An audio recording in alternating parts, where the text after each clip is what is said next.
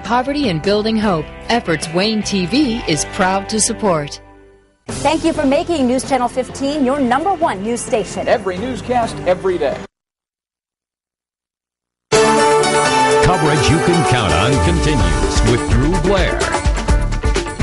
Well, headlining the news this week all around Indiana is, of course, the former Congressman Mark Souder's resignation. And continuing our coverage of this ongoing story and helping analyze the situation is News Channel 15 political analyst John McGauley. Good morning, John. Good morning, Drew. So we talked through the break, but how did you react to this news? Everyone's reacting differently. It was Tuesday, but still kind of a shock. Just stunned. You know, I was in Florida and started getting email messages about this, and it just didn't process. You know, it's such an unlikely thing to happen to somebody like Mark Souder. You could have ranked all 400 people in the House of Representatives, and he would have been last on the list of people who you could ever conceive of something like this happening to.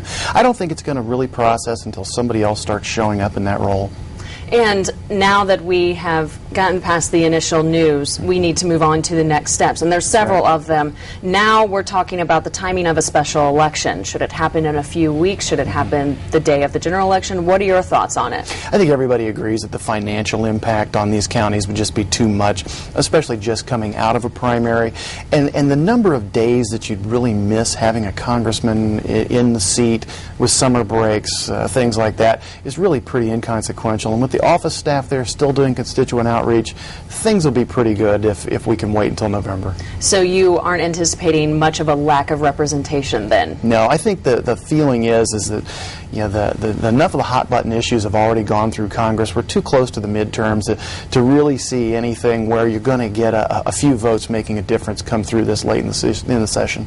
All right, we've got a lot of names people have been throwing around this last week. What are your thoughts on a possible replacement? Right now, I mean, if you look at the conventional wisdom, you're talking about two people. You're talking about Marlin Stutzman, you're talking about Randy Bohr.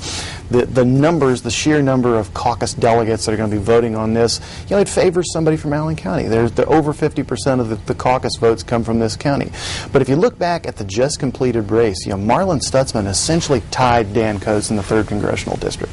Very powerful candidate. And what is it about Marlin Stutzman, do you think, that he will, is there a good quality to having a new face in this seat?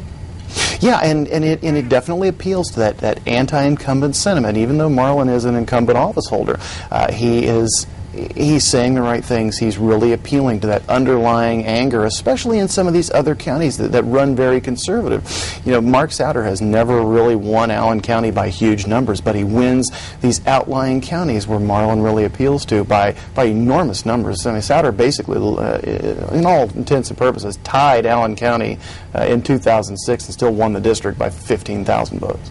Well, the story is certainly not going anywhere, and it'll be very interesting to see what happens. It'll be around for a while. All right, John, thank you for joining us this morning. My Appreciate pleasure. your input.